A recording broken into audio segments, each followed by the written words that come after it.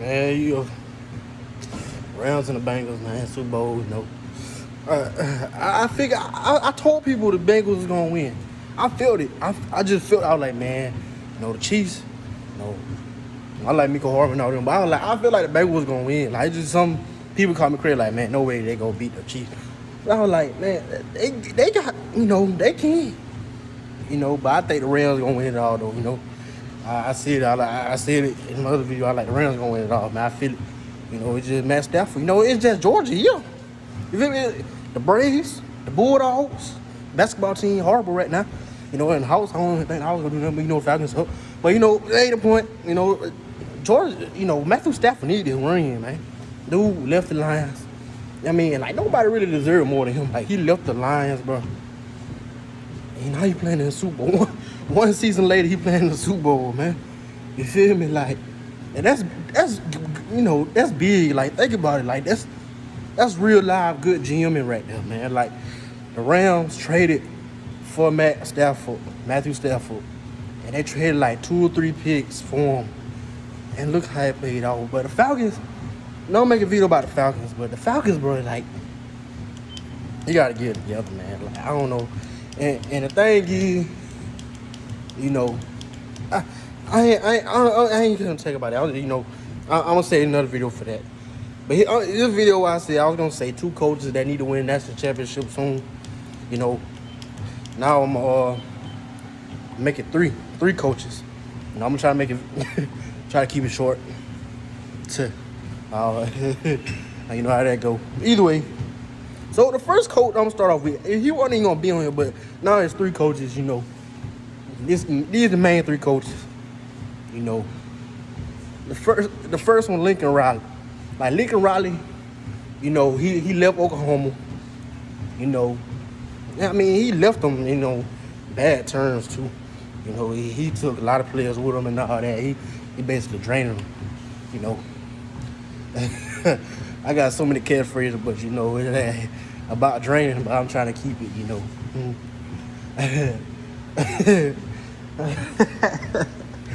Oh man, cry myself up.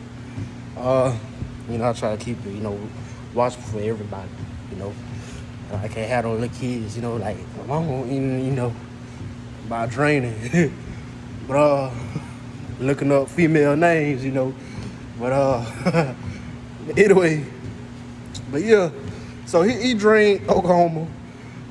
Took a lot of players with him, and probably Caleb Williams. We don't know what he's gonna do. I'm pretty sure it's the USC though.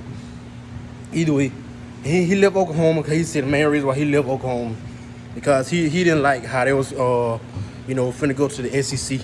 He feel like he didn't want to do that, and basically he running from competition. We running from competition. Now USC had him a good deal set out though. How can he lie? Like that Cali money hit different from Oklahoma money. He had everything. Dude, they paid for his house and he could sell his house. He had it right. And private jets and all that. But I mean, either way, that's one of the main reasons he left because he didn't want to play Alabama and LSU and Texas A&M. And all them. And then after if he do get past the West, then he got to play big boy Georgia in the SC championship and maybe Florida. So going down the road. But either way, he didn't want none of that smoke. So, and it's like, okay, you had an easy path to the playoffs with Oklahoma. You win, lose one game, and just hopefully Georgia lose, in the SEC championship so you can get a spot. That's what it was. And he, so, and now, okay, he in a bigger market. You got California recruiting, who recruits like the 4th best. I mean, got the 4th best talent state, behind Texas, Florida, and Georgia.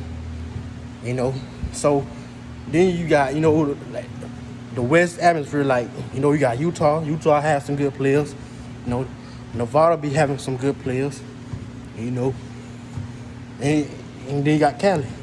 So you out West, where dudes like Brock Bowers, Kayvon Thibodeau, Darnell Washington, all them type players. Elias Ricks, he from California, those type players.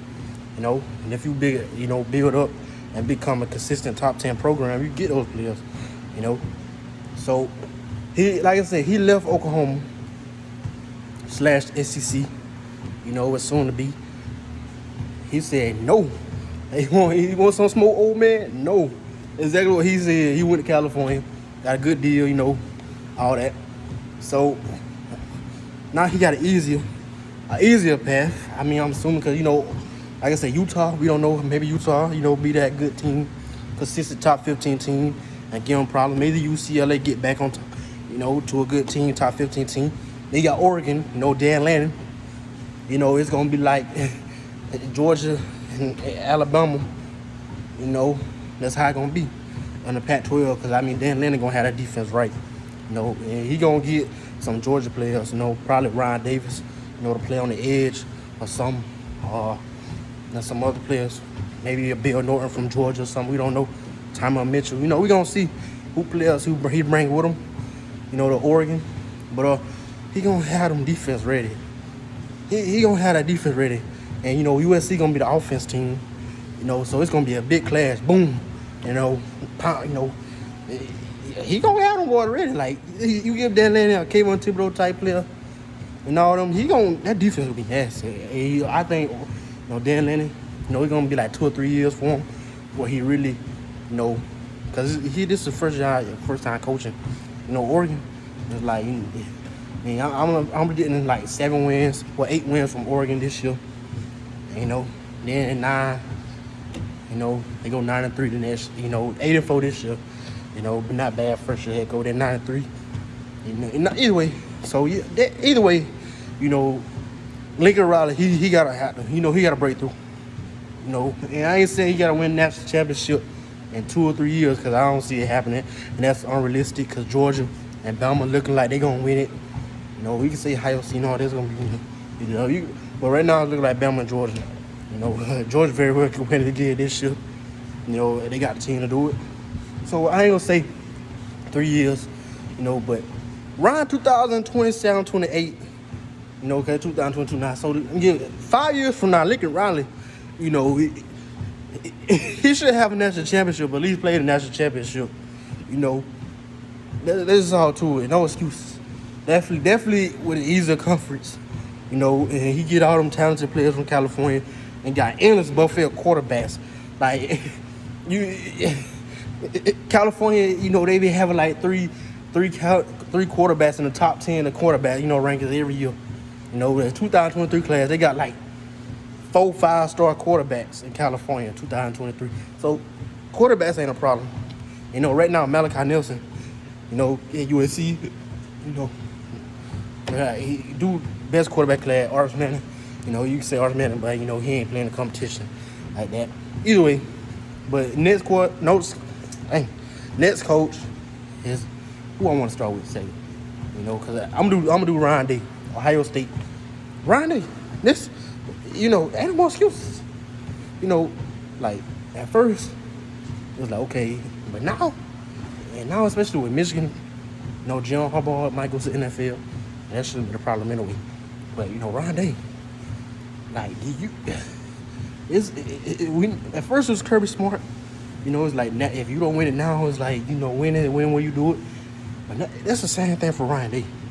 Ryan Day, you got C.J. Stroud, you got Trayvon Henderson, and you hired a new defensive coordinator. You say, defense should be better. And you got Zach Harrison as a senior, and you got Jack Sawyer, JT Tamilalo, whatever his name is. All them dudes are sophomores now. And then you got, hey, it's either this year for Ohio State. Ohio State needs it this year. Because if they don't, they ain't going to win. They're going to take about 3 more years till they get a chance to win it. Because I'm just being real. Like, it's this year, it's now for Ohio State. I ain't going to say now, never. No, because, they sign top 5 classes basically every year almost. So, but the thing is for Ohio State, and I tell people on Instagram all the time, Ryan Day going to be the next coach to go to the NFL. If he don't win it this year, I think he going to the NFL. That's just how it is. Especially if he get embarrassed. And if he miss playoffs, he definitely going to the NFL. Now, if he make playoffs and lose, then he might stay another year, unless he get embarrassed in it. Unless Ohio State get blowed out. But I think he gonna be the first, next coach to dip, the next big coach to dip to the NFL. I feel it, because he got C.J. Stroud as junior. Then, Quinn Ewers left. I mean, he got, Kyle McCord, gonna be a first year starter. Maybe. Or Devin Brown, he getting hype. Either way, like Ryan Day, I mean, 2019, you had the best team top to bottom. Chase Young, Jeff Okudah, Damon Arnett, Justin Fields from Georgia. You got him from Georgia. I don't know how to. J.K. Dobbins, I don't know how. All them dudes. And then, okay, you choke the Clemson. It's like, okay, you're still first year head coach. Maybe the experience just wore off. I mean, it's really, they was just blowing because they was in the red zone. They just didn't score. Okay. Then next year, you beat Clemson. And it was like, in a shortened season where Ohio State didn't even look good, it was up and down. Either offense looked sorry, Fields, or the defense looked sorry. And then you beat Clemson. It's like, okay, blow Clemson out. And like, that's the game you were focused on all year. Then you get blown out by Alabama by 28 points. In your third year, you lose to Oregon at home without their two best players, Kayvon Thibodeau and Justin Flo. And it's like, man, then you stat pad on a lot of bad teams. You're like, okay, Ohio State may be the number one team. You blow Michigan State out the waters. Game was over in the first quarter. Really like the first three possessions of the game. The game was like 21, 28-0, So it's like, okay. Then you go to Michigan and get dominated, miss playoffs. So, go fourth year. Yeah, first. Yeah, second, third. It's your fourth year. Hey, like I said, I ain't gonna say nah never. But Ohio State getting all this hype as, Bama and Ohio State, number one, number two team, probably gonna play in that. A lot of people think Ohio State and Bama gonna be in that championship. So you're getting a whole lot of hype. You're getting that Oklahoma hype. This last season, it was supposed to be Oklahoma and Georgia in that championship.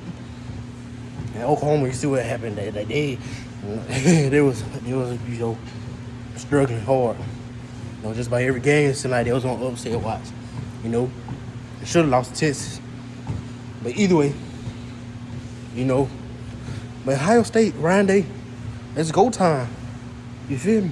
Like, a lot of people hype you up because you don't see that Stroud. Heisman finalists, you got hired new defensive coordinator. So, like I say, I mean, and if Ohio State don't do nothing this year, I think Ron Day going to the NFL. I truly believe it. He gonna go to the NFL.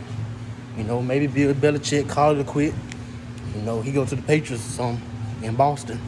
Bill Belichick getting time to retire. But next coach, y'all should already know. I was gonna do a video about their recruiting class. I'll probably do it for signing day. February 2nd, I gotta see where Shamar Stewart go and all that. Harold Perkins. So that gave you a foreshadowing hint right there. But Jimbo, I watched Jimbo. It was Texas A&M watching the Alabama and Georgia film session thing. Nick Williams and all them. And what's his name? I forget his name. James Coley, Georgia, old offensive coordinator. And I was watching him. Jimbo, you could see like Jimbo was happy for Kirby Smart, but he was scared. Like he didn't want Kirby Smart to win at the same time. How you proud of him, but you like, man, like now it's more harder for us now.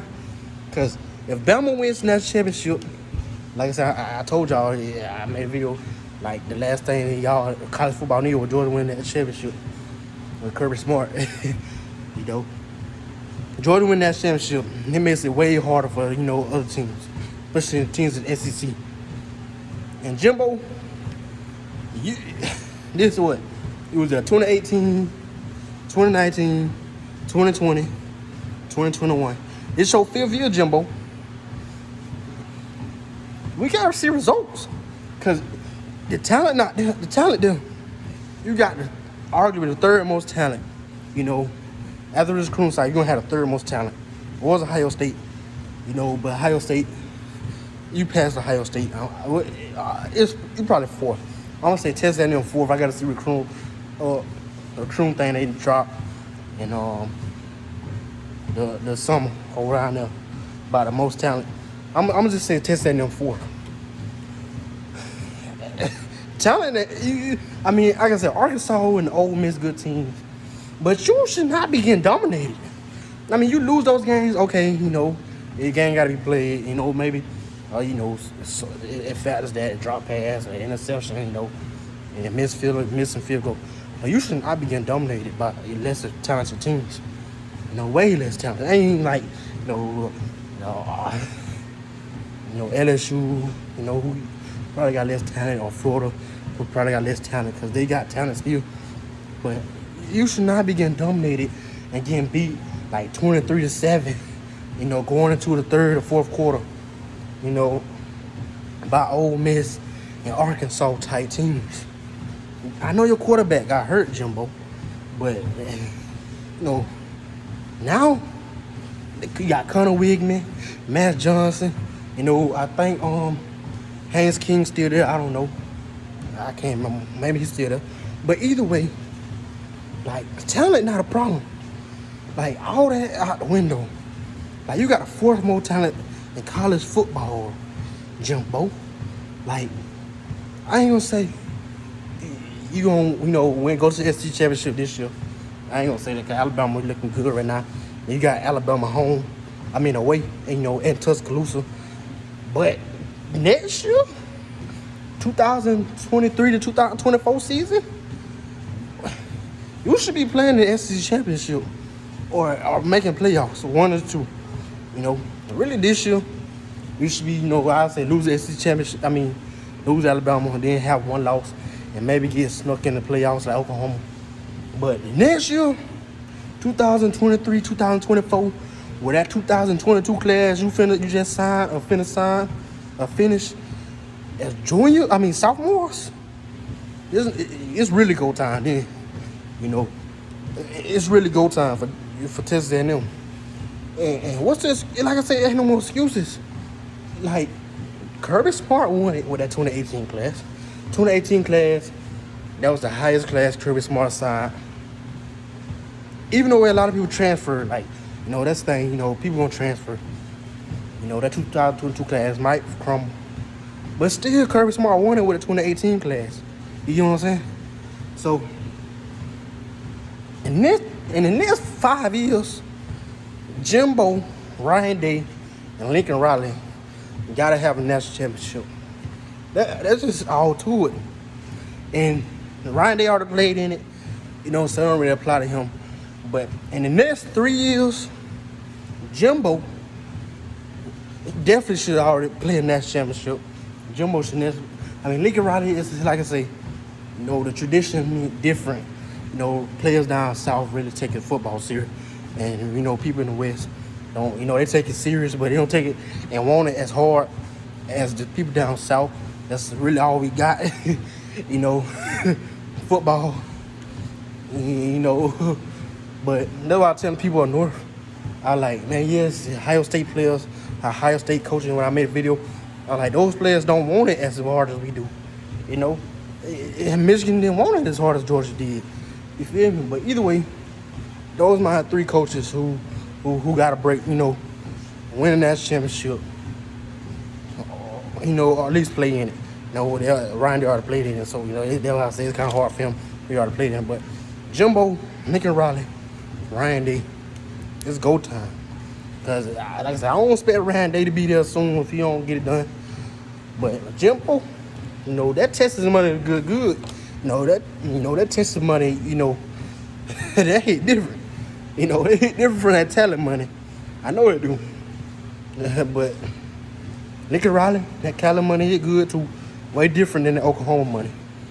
But either way, on the 20-minute video, I did good. But those three coaches and three programs who got to break through. Because if y'all don't, Georgia going to take over. Because Nick Saban already 70 years old. He old.